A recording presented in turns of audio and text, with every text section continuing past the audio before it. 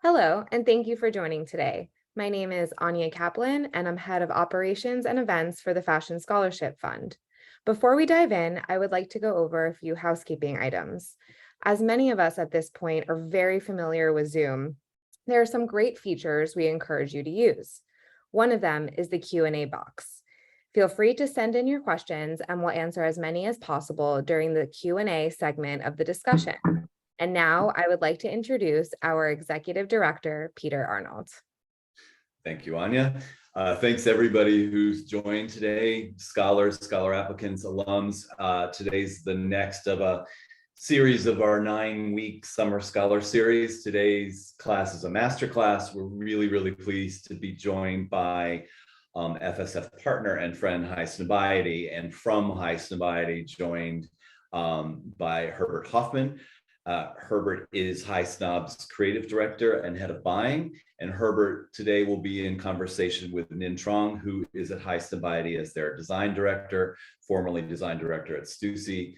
Herbert, Nin, welcome. Nin's joining from Paris, Herbert from Berlin. So thanks guys for, in an early evening moment, taking the time to talk to us. So Herbert, I think I'll turn it over to you. I know you've got some kind of questions and prompts of Nin that will lead to the conversation. Totally. Yeah, thank you for having us. I'm excited. I feel like also the conversation might also enlighten me of a few things that I didn't know about Nin, for example. Yeah, I can only tell you that I learned a lot from Nin. He's amazing. I personally don't come from a design background. I always loved beautiful products. I always loved products that tell a story and innovation. So that's a little bit how I've moved in a direction of fashion and product. So yeah, like I said, I think with Nin every day I'm learning a lot, and I'm very excited to work with him. Maybe before that you know where I come from and what I did or used to do. So I work in fashion for almost 15 years now. I did study geography, so I did something completely different. I was really like into glacier science and climate and human geography in the end also, so very much looking into why people live in certain places and why not.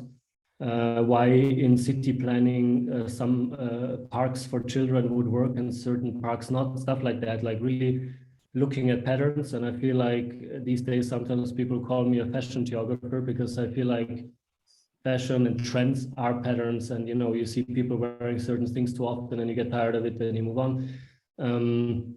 Yeah, I always loved nice product. I as a very young boy already criticized the nail polish of my mother. I didn't want to wear certain costumes for carnival and stuff like that. So but yeah, then moved in a completely different direction, did my degree in geography, and went to Sweden also for my studies. And Sweden is a very design focused country. You go to a Swedish home and the lamps, the carpets, the tables, the chairs, the clothing, everything is designed. And then I was very amazed by that. And that then led me also somehow, or actually love led me to move to Berlin.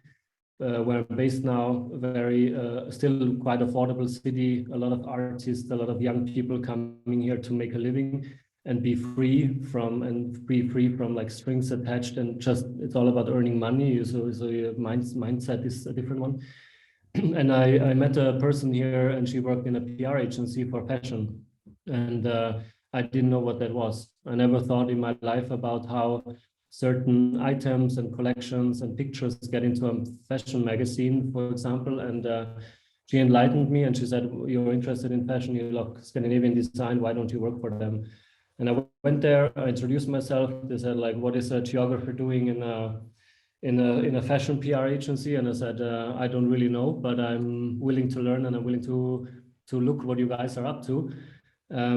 So they took me on to an internship, and the first 3 weeks I was looking for cupcakes, because they introduced a new shop, fast retailer, actually a fast fashion retailer from Scandinavia into the German market, and I had to find the cutest cupcakes. And I was like, what is this about? And to be very honest, I was not super motivated, and I didn't know what I was doing. I was like, coming from school, and I was like, it's all about cupcakes now. But I'm always telling this story because if I would have not done that properly and I wouldn't have found the best cupcakes in Germany, I wouldn't have moved further and I wouldn't have gotten a better job and a better job. And I worked at it for 3 years. I very fast moved up to be a senior PR consultant for brands like Cheap Monday and Woodwood and Henrik Wipsko, and it was quite fun and I loved it. And to speed up the process now, through that I met a guy who wanted to open a shop in Berlin.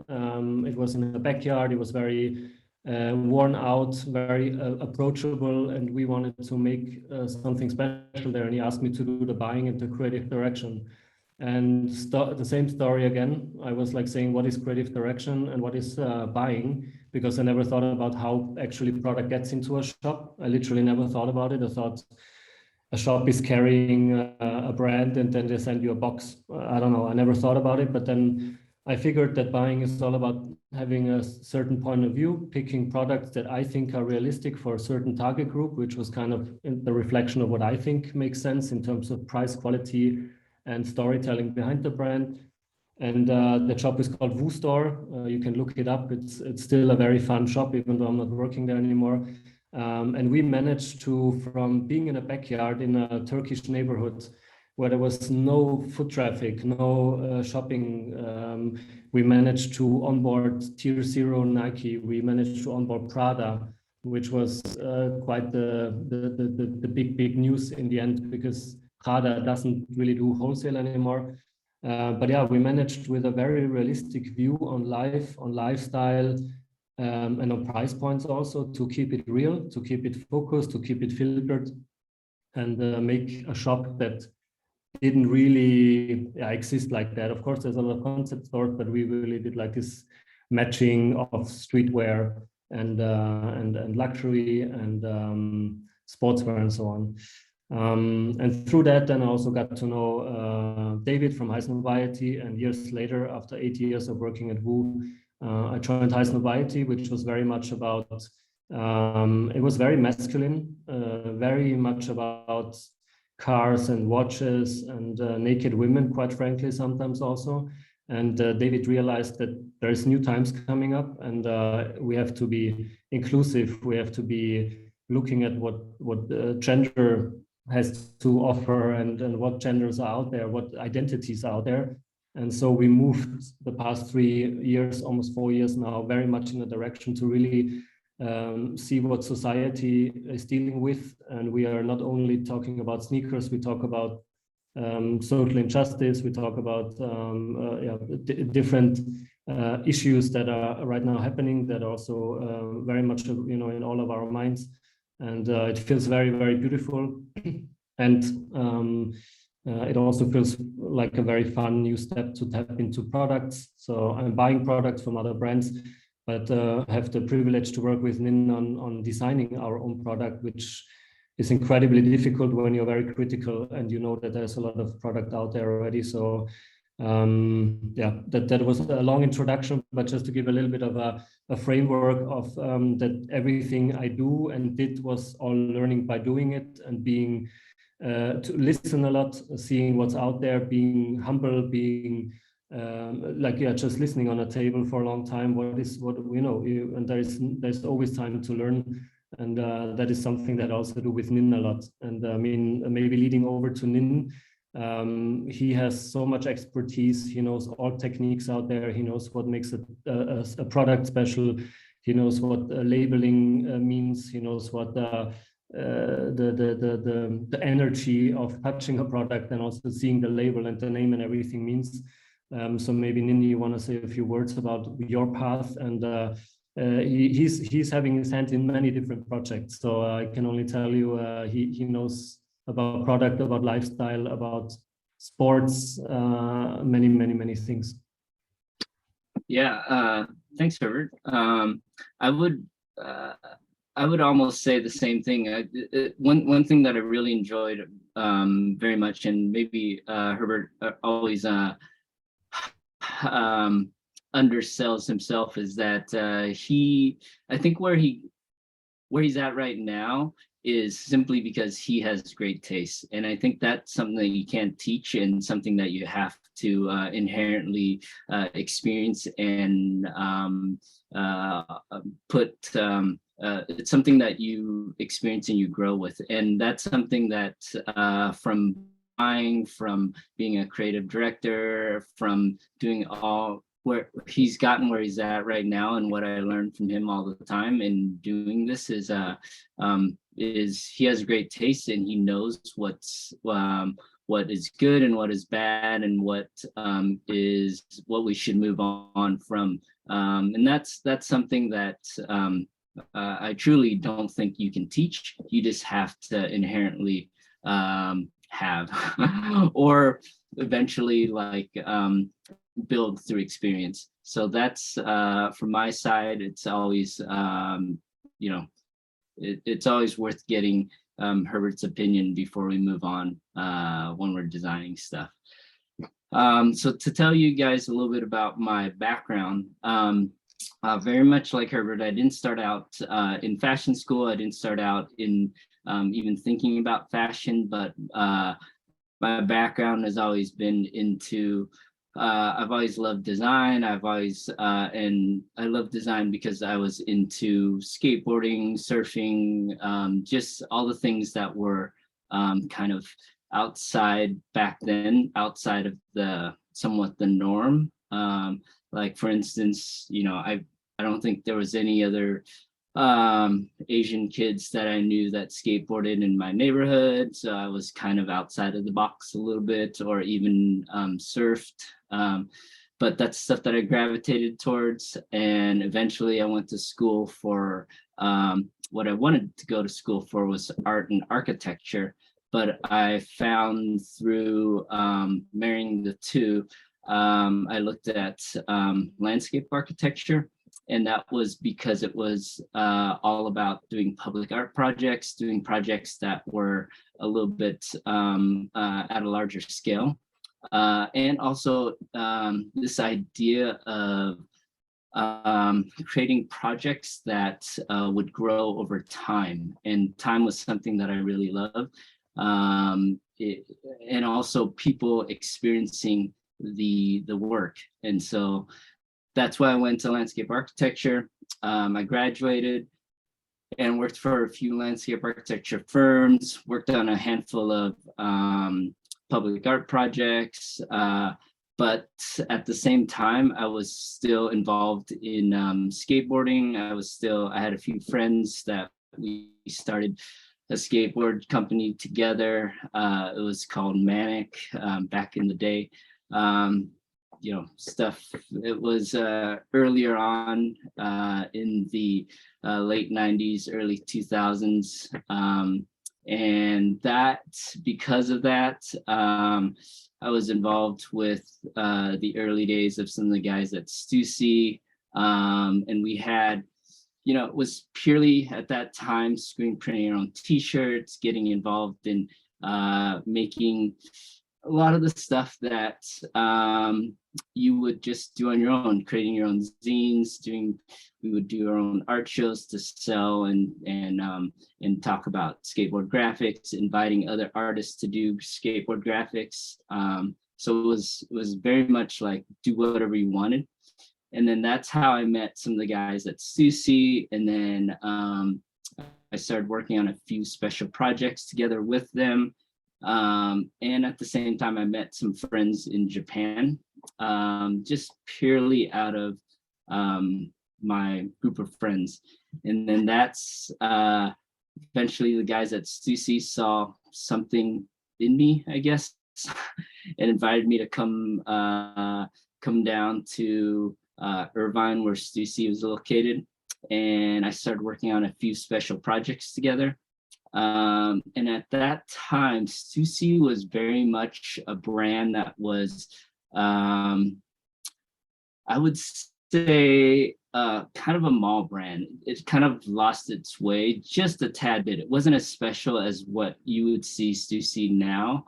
And simply because streetwear at that time was like, the dominant streetwear at that time was like your your Huffs, your kind of I would say very much surrounding around the mall culture to a certain extent, just with t-shirts, caps, and it was tearing on fast fashion. It was almost a shame. And then at that point, I was working with the creative director, and we said, you know what, let's elevate Stussy a little bit. So we created a line within Stussy called Stussy Deluxe. And I don't think a lot of people got it simply because it was almost too expensive in comparison to what Stussy was offering at that time. Fast forward a few years later, and the creative director left, and so they said, hey, Nin, we saw what you're doing, and we think that you should just take over as the head designer and just set up your own team.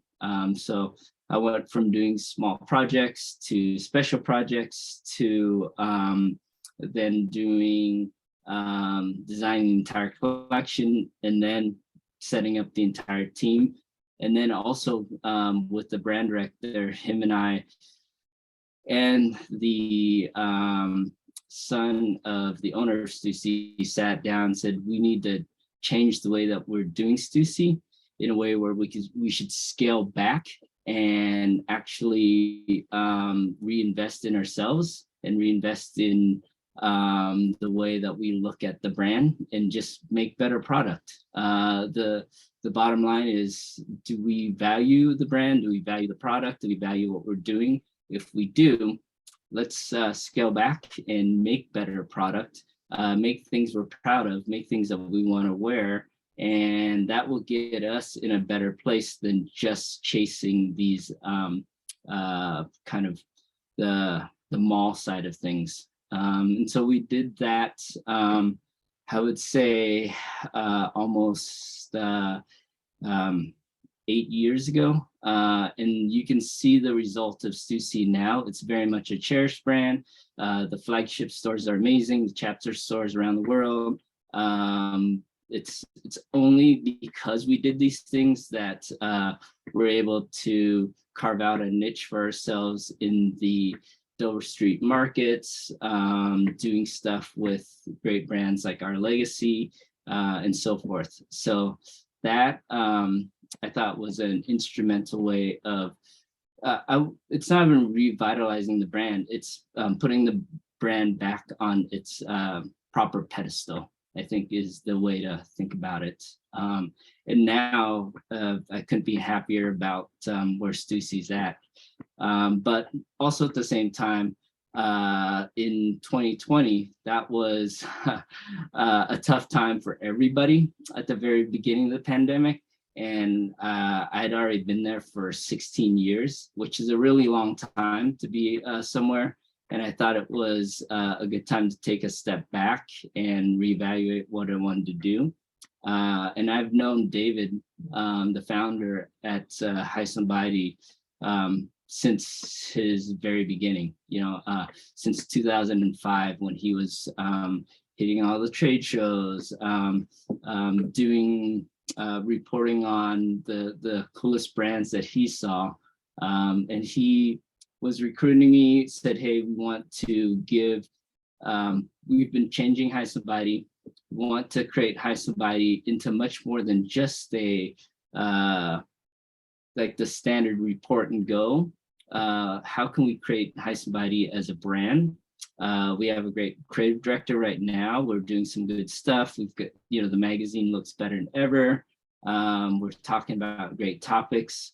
How do we now put this into a brand, and how do we support what we talk about and give it a physical form? And that's so that conversation started in June of 2020, and then I finally came on board in December at the tail end of the year, December 2020.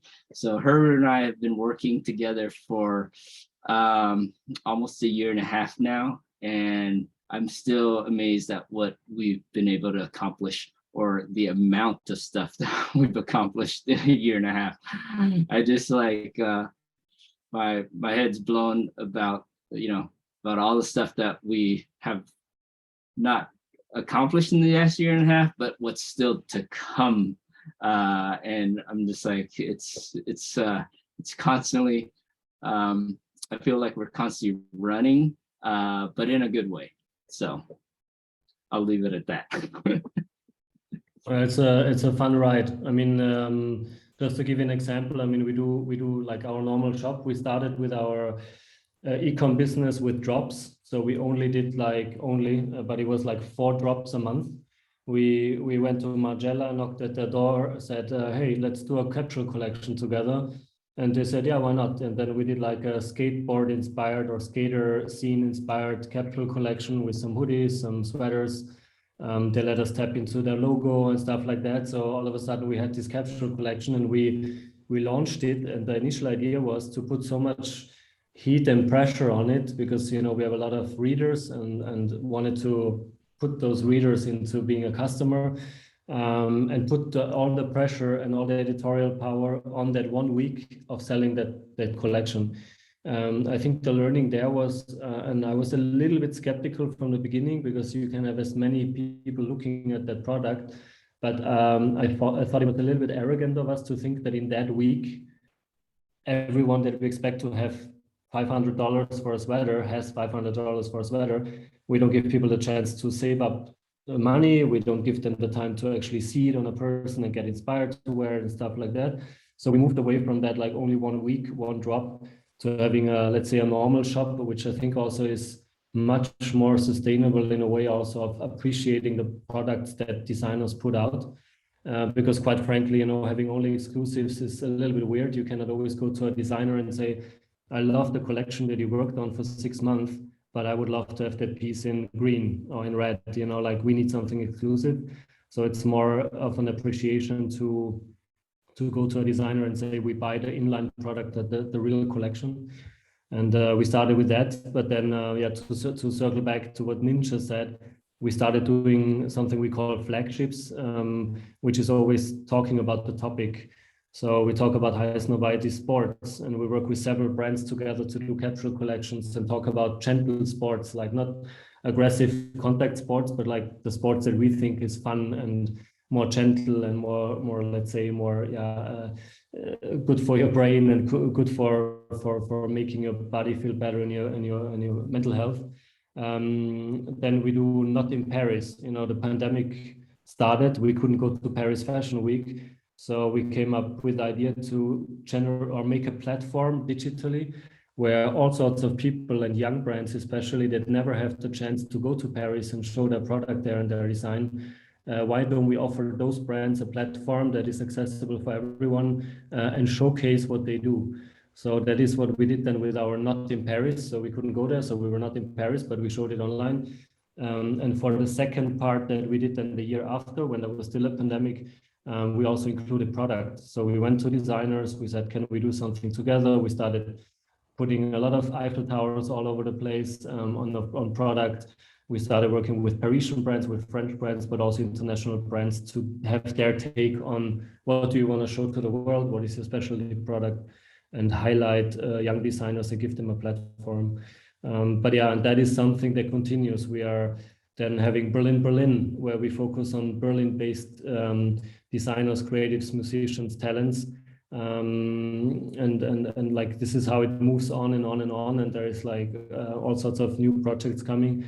And all that also needs product. And our goal is always a product that is also timeless. So we produce in Portugal under like the best standards that you can actually produce products, that we also feel good with it. So when we do a t-shirt, we do it in a way that we know people are going to appreciate it for a long time and they can wash it often. And yeah, it's a fun ride. And especially like I said, being critical ourselves. And I guess Nin has probably even seen more product or has been there to test a lot of product more than I did. But yeah, it has very high standards. And as you can imagine, sometimes there's also product that actually doesn't move or is not being understood the right way. And then it's also painful to produce stuff that is not being sold. So we try to recycle a lot and do a lot of repurposing product, putting applications on it, new prints and so on. So yeah, that's something that just comes to my mind because it is a little bit of a hamster wheel, as all of you are also going to experience. You always have to come up with new ideas and have to come up with new concepts or tap into new vibes, and there you have to really trust your gut feeling and your own perception and your own lifestyle. Let's say let's call it lifestyle. But if you're a little bit melancholic and you're a little bit sad and you actually like to wear black and gray clothing, why not tapping into that instead of forcing yourself to be a happy, jolly brand that you think might be the vibe right now? So I think this is something that we learned along the way very much, because you can imagine Highsnobiety as a company has a lot of opinions. We have a lot of editors. We have a lot of people who are interested in style and design and clothing and brands. And if we would include everything all the time, we would have like a funny Frankenstein kind of brand that sometimes does that, sometimes does that, and we need one vision. And I feel like this is something that I could always give on the way to younger people, to really trust in your vision and find the brand for you. If you want to work for a brand, why not working for Rick Owens if you are like kind of in this Rick Owens world, rather than forcing yourself to work at I don't know, Louis Vuitton or other brands that are a little bit more joyful. So yeah, which in general also brings me to the idea to talk about streetwear and luxury, and getting a little bit of a vibe, maybe also from you, Nin, of how you feel like the whole trend and desirability of clothing and brands moved from luxury going down to streetwear and streetwear moving up to luxury, which is I think an incredibly interesting question, and I feel like that connects very much also to lifestyle and community. It feels very much like that this is kind of the common thread, or the thread that goes through all brands.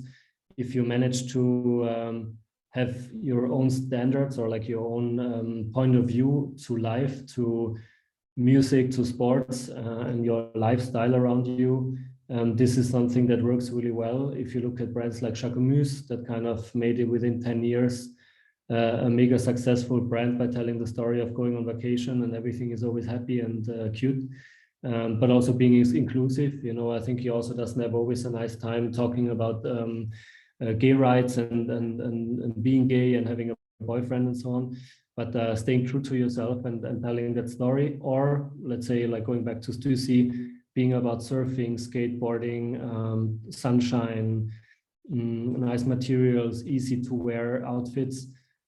This is something that I think big brands or luxury brands are striving for. Where's the story coming from? Is it coming from the creative director and his life or her life, or the lives of creative directors? So maybe, I don't know, since you already tapped into it, Nin, maybe you have a little bit of a your point of view on how streetwear moved in new spheres, talking about Dior, Stussy. All of a sudden you see like approachable brands being celebrated as the new luxury. And I think we as Highsnobiety have detected that kind of trend and that vibe very early. But I guess you had even sensed it even earlier because you were sitting on product and developing product. Yeah, I would say to reiterate what you talked about is since everything is so transparent now, like creating with authenticity is like really important. Like you really have to be authentic in what you believe in and what you present, and people see right through it. And if you can put that sense of passion out there in what you do. If you're into running, then yes, you know, like how can you merge the two? If you're into surfing or snowboarding or skateboarding or even like Jacquemus, he like when you look and you see, even when he does his shows, you get the sense that it's like you're in the center of Provence and you're like walking through these beautiful spaces and where he's from, and he shows that, and people love it and buy into it. I mean, I learned quite a bit when, you know, when I first started out Stussy and learning about what Sean was doing and representing where he was at. He was one of the first guys to marry luxury with streetwear, and it was his taste level was always in the luxury world, but he was always presented with for him, he was always presented with like this idea of representing where he was from, which is Southern California. But he had a global network of friends, everywhere from London to Tokyo to New York, but he's based in Laguna Beach, California. So he had this broad perspective. And I remember his, you know, instead of having some weird, funky, made up name, just like in luxury, he put his name first, you know, like the guys like Coco Chanel or people that or Christian Dior. He himself said, my name is just as valuable, and my signature is just as valuable as a brand. So when he started Stussy, you know, his last name is Sean Stussy. He wrote his name in the way that he thought his, you know, if he signed a check, it's the exact same thing that was on the back of a t-shirt or on the logo on his skateboard. So he understood that fully.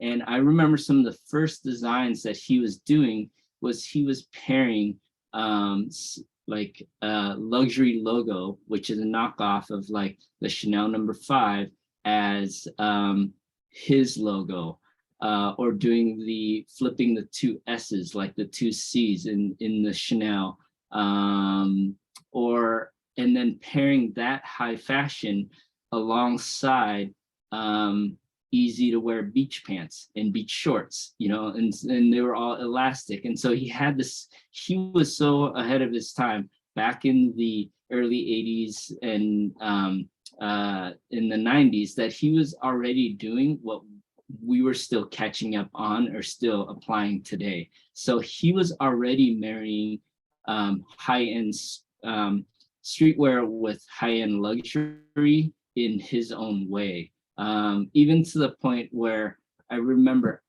you know, coming out of, like, I never knew anything about, like, say, Comme des Garçons or Ray or any of the work that she did. But one of the first button-up shirts that he did it was called a crazy button shirt. It was like he was riffing off one of her button-up shirts where she would make these ridiculously difficult shirts with like tons of different buttons for the button down and in a variety of different sizes. He did his version of it. And I remember, like, to this day, when we re-released the shirt, the factories would be like, this is the hardest thing that, you know, like, can't you just make normal buttons? Like, why would you want all these weird buttons just in the front? And we would have to go through and put different keyholes for every single button that you want to do just because you want. And he was like, that's the way it is. So that's where it's like luxury.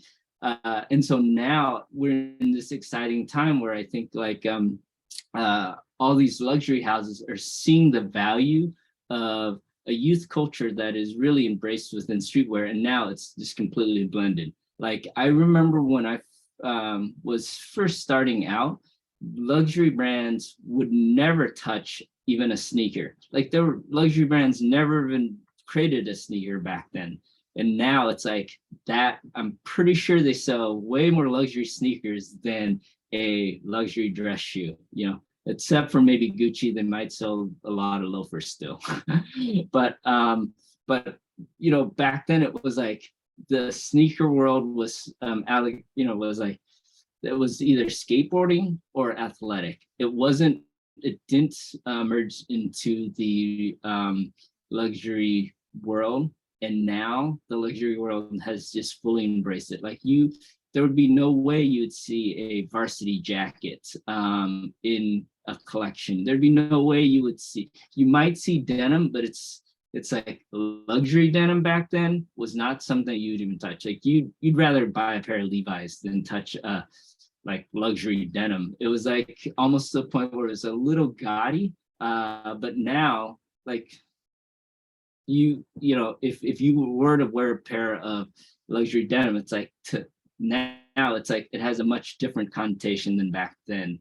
And I'll wrap this up by giving another analogy to this is Paul Middleman was the creative director for Stussy after Sean Stussy left. There was an interview in an old Fader magazine, or is it Tokion? One of those two magazines. But they listed what are your top things that you were into that you thought was that you would buy or that you invest your money in. He said he wanted at that time a Arc'teryx jacket because it was harder to get, and Arc'teryx was like super expensive. And then he paired it with, he was like, but I'm gonna buy a Gucci hat from Canal. So it was like back then he was still into it. And to this day, you wouldn't buy a Gucci hat from Canal, you'd buy an actual Gucci hat. So really, like, luxury has now gone full circle, and it's like completely embraced by streetwear. Yeah, 100%. Or the reverse, streetwear is now fully embraced luxury. Maybe knowing that it feels like everyone kind of cracked the code now, and it feels like everyone is, you know, kind of looking for, like, from a luxury perspective, looking for that one streetwear brand that is kind of left or that you can recycle to do a collab with, and thinking about that new ones have to come and are coming. Is there kind of a little let's call it a secret, or like, I mean, it's a very big question, but when you think about starting your own brand now and kind of also looking into what we are doing now since a few years now, finding your voice and finding your design language, finding your staples and your carryover styles, finding your branding, your community, your communication. Is there anything that comes to your mind that is kind of something that is sticking to your head that you could tell a young designer that is starting off with his or her brand, making a living, how to tap into that brand world and creating a brand? Is there anything that is something that you can turn into action that you could give someone on the way? I would say go back to finding out what you are truly passionate about, and it's truly passionate about is this outside of just making clothing. You know, is there something that that you're gonna bring from an outside interest, and really some of the best brands are the ones that have their from a streetwear standpoint, some of the best streetwear brands are the ones that kind of create their own community and kind of create their own fan base, and then from there you can relate and it grows, because those are the ones that are like the that have a lot of that has a built-in fan base. Like if you're all interested in or all into like, let's say like if you've ever heard of people that are into a certain lifestyle and you're into it as well, and how do you create a brand based off that, then you instantly have a fan base that can connect and resonate with you. The hardest thing is if you don't come through with something authentic and you're just bouncing every season and coming with a theme every season, then you start to lose that fan base and lose that community, and that's a hard thing to constantly build. And you see that with brands that all suddenly every season they have almost a new look and a new feel, and you know, for yourself as a buyer, you probably will look at it and go, I have no idea where you are this season. Like, what am I to do with this? Versus like a brand that you're like, wow, you guys tell a great story. I love it. Next season, you're like, I love this story again. You brought a freshness to this, to what you've been doing. The colors look great, or the materials now went from spring to fall. They feel warmer, fluffier. I'm into it, you know. And that's where you as a buyer can understand, versus someone that's like, oh, I'm into rock climbing. Oh, now I'm into techno. Now I'm into, you're like, you know, your head is spinning, let alone what the customer that you're trying to present this this collection to. It's like, how do you explain to them season after season? So that's what I would say is, like, if you're going to build something, it has to be authentic and has to grow organically in a way where it feels natural and not so forced. Yeah, totally. I mean, yeah, also having this consistency, I feel like there's not that many brands where I feel like they're still like focusing very much on building a wardrobe. I feel like the Italian brand Marni was all about that a few years ago. I loved that brand so much because I knew you could almost like blind go into a shop from Marni and you could pick something and you would know that this fits to the pair of pants that you have at home, or or buying a t-shirt or something, because their color world and the cuts were always kind of fitting. It always had a certain vibe and a certain look to it that you just know that you can build your wardrobe. And that gave me a lot of comfort and a lot of self-confidence to buy into the brand, because I knew I'm building a wardrobe. And I must say, to this day, every piece of Marni that I bought back then is still a staple for me, and I know that it will always fit somehow. I can always include it, and the quality was great. And so yeah, it's very interesting to hear it from that perspective, also having this consistency and talking about, you know, that this repetition of doing certain things the same way again and again until people hear you and see you makes sense. Even like tapping into, from a buyer's perspective, what actually feels, what is catching my attention. I always have to think about, when in general we get many emails, you can imagine. There are many brands out there, and I don't want to make anyone frustrated, but obviously there's like a lot of brands that are like, you know, I'm doing sneakers, I'm doing focus on knitwear beanies, I'm doing this. There's many brands out there, and I love when people are creative and just do their thing and try to make a living out of it.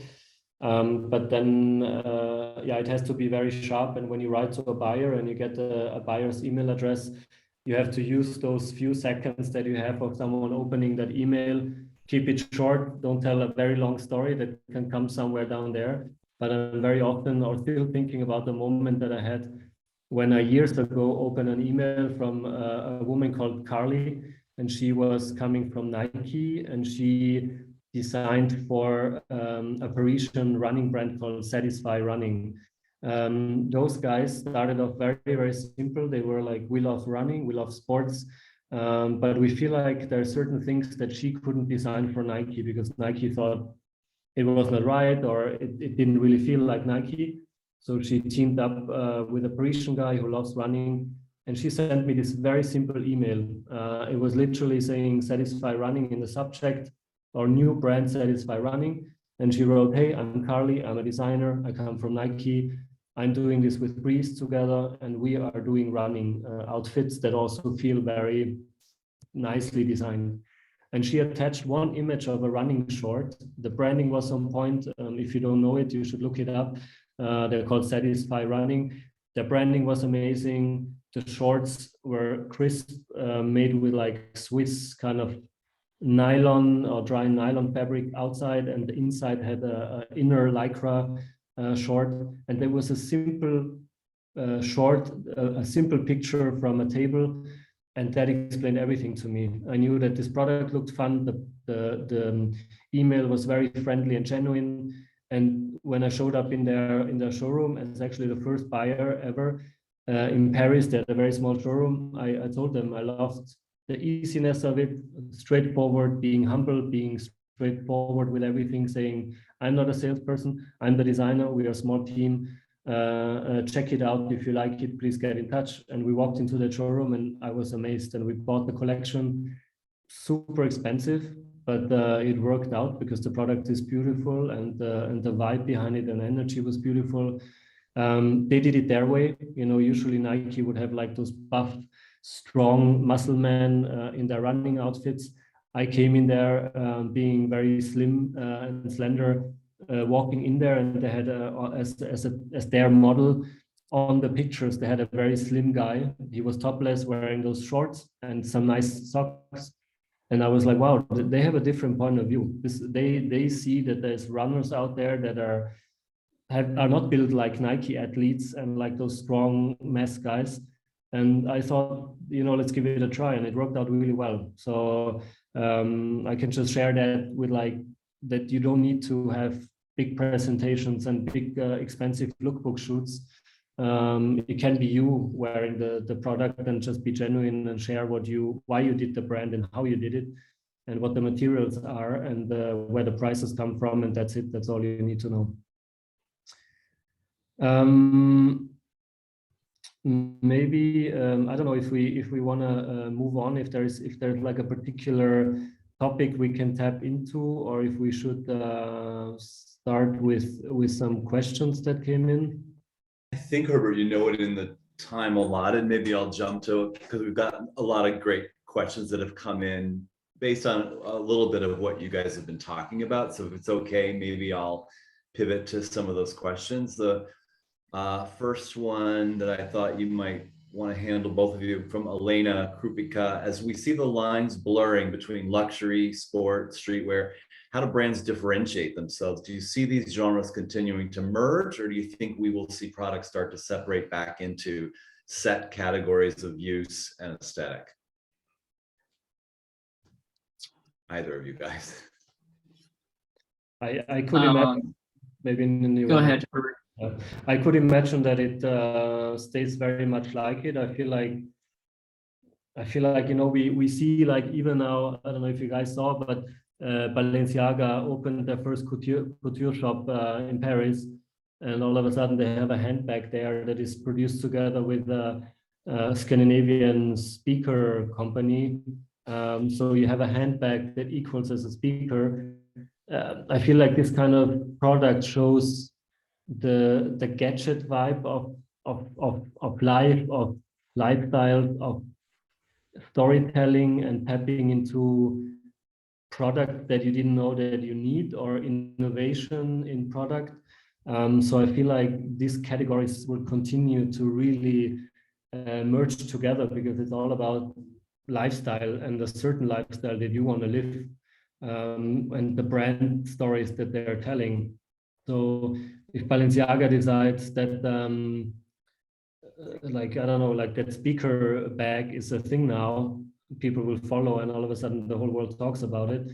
If they say that the funny face mask are a thing, people will start tapping into that, or being more anonymous, or talking about what's happening in the world, and people being all on social media. And all of a sudden someone like Kim Kardashian goes to the red carpet and she's completely faceless, and people just know from her silhouette who she is. So I feel like this is all like showing the reflection of what society is about right now, and talking about what's going on. I feel like Balenciaga is anyway very good at doing that, you know,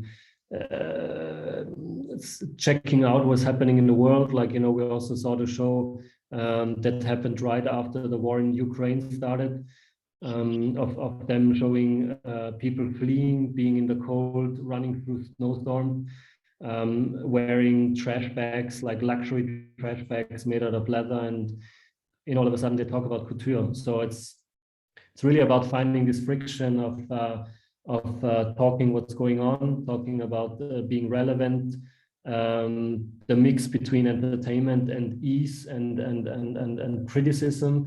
I think that is also something where, for example, they tapped into it by showing people within a theater. I don't know, you probably also saw the Balenciaga show. People arrived and all of a sudden they were on stage. They were the people on the red carpet, being the models, showing off the products. And everyone was very dense, and everyone was like, what the fuck is going on? And oh my God, I'm not prepared for a red carpet moment. And you come into the theater and you see that you were broadcasted for everyone within the theater. And then comes the ease by showing a Simpsons episode about fashion, and everyone is laughing and being easy. And, before it was dense, so I feel like it's very, very interesting to see how that also reflects into product, because quite frankly, talking about streetwear, talking about easy products and approachable product, there is coffee mugs now that cost a lot of money that just say Balenciaga on it, or other brands, or cutlery, usable cutlery from Prada, basketballs from Prada. I feel like that is something that all the brands are going to explore and explore and explore until there's no product left that don't have the logo on it. I think we're at this pivotal point where one part of luxury, like you're asking about if it's going to merge even further, or it's going to at some point split apart. I think at this point right now, it's getting so blurred that it's hard to. But what I would say is the brands that still are doing core sport or core things will still remain that way. I mean, this last Olympic, there was a Winter Olympic, Prada has always sponsored athletes. And I remember one of their athletes, or one of the snowboarders, she was sponsored by Prada, and she was wearing head to toe, and even her snowboard was a Prada snowboard. So it's now like almost one in the same. Or when to take for example, when what was it? J Plus did, or there was a J Plus line that worked the Arc'teryx line. It was like they took the best of outerwear and then merged it together with luxury, and it became its own thing. So I think there's going to be this real blur. I don't know if it's ever going to separate completely. I think there's always going to be people that are true to like the Patagonias of the world who will stay strong in what they do, and they're just making product from a functional standpoint and for what they're doing. And then there's going to be the luxury brands that are continually tapping into or looking at the best of what people are making in the in those sports categories or in the streetwear type categories, and then collaborating or merging those two. So hope that answers your question. Yeah, that was a good question because the answers were great for both of you. I kind of feel terrible because we have so many questions and so little time, and maybe what Anya will do is do a quick screenshot of some of them, and we'll endeavor to follow up with some of the audience members who asked them. So honestly, guys, we have such little time. And one thing I want to make sure that you leave the audience with, if you don't mind, it's just, you both talked a little bit about how and where you began and how it wasn't such a linear path. Maybe just, what you wished you knew when you were starting your career that you know now, some piece of advice that you would give kind of the audience or the younger version of yourself that might be listening in, knowing that they're starting out now, just graduating. Besides find the best cupcake, Herbert, but that's exactly. I think I'm not sure, because I was about to say believing a little bit more in myself from the beginning, but I think then I would not have been humble enough and quiet enough to get where I'm now. I think I'm still like sometimes maybe struggling with like thinking I didn't really learn that at university and I did good education, so my opinion might not be so valuable. I also didn't grow up in a family or having a background that was very, like, let's say, educated, or like I was the first person to study in my family. I never had that kind of intellectual way of explaining myself, and I feel like now it sometimes feels like it's an advantage because it's very simple, and you know, I'm also, I think, explaining a lot through jokes sometimes, and I'm never really harsh.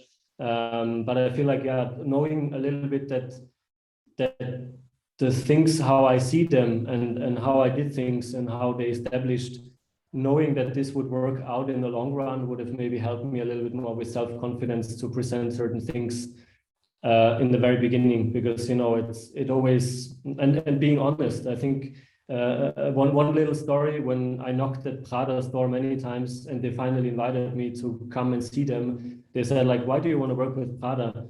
I said, if I go to a Prada shop, they don't understand me. I go with the fashion show images, and I zoom in and I show them a pair of shoes and I ask them, do you have that?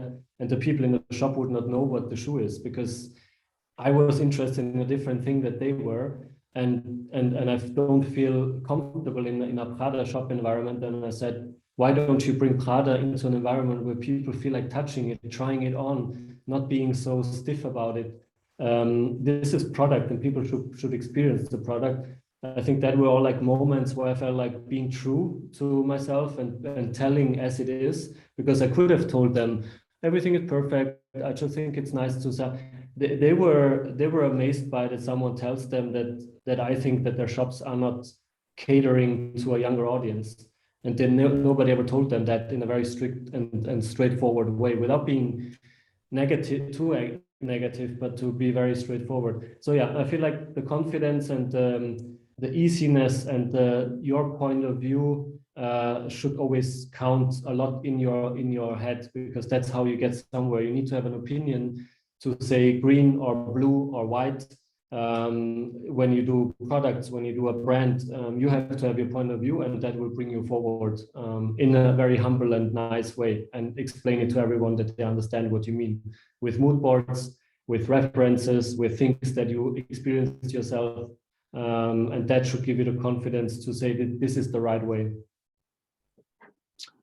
Nice, Herbert. That was terrific. Thank you for that. Nin, what about you? Just your sort of parting advice. I would say I remember one of my college professors that told me, oh yeah, you're as you leave, never stop learning. And it's kind of a cliche, like never stop learning. I mean, it should be right up there with live, love, laugh.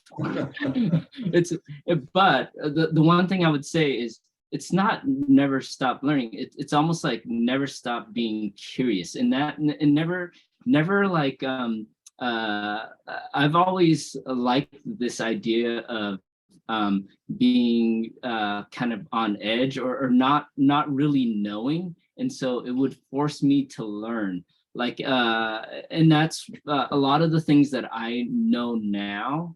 Like I've never done a tech pack before in my whole entire life. Before I started, I had to do the very first one, but I did plenty of architectural plans before that, and you know, and so my idea was, okay, if someone had to build this garment, what's the information that they would need? So I applied what I learned before to an area that I didn't know, and I grew from there. And that's an example of like every time I'm like, if I don't know about a fabric, if I don't know about a make of something, like I've never taken a single patterning class, but now I can pattern. And I know that because of the way that I've deconstructed things along the way. And that's the most important part, is like, if you ever get to a point where you're just like on cruise control and are comfortable, at that point, I'm hoping that I've retired.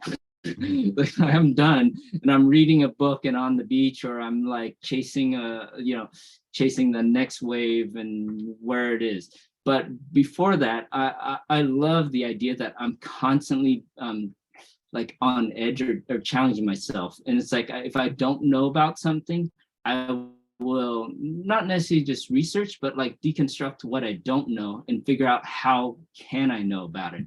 And that's the one thing that I really enjoy about this profession in general, is that there's so much to learn, and not only just learn, but so much to share in a way where and it's part of that is like, it's vulnerable. Like when you put out a collection or you put out stuff, you are being very vulnerable. Like you are telling the world like, hey, this is what I'm doing. I hope you like it. And if you don't, there's always next season. So hang tight.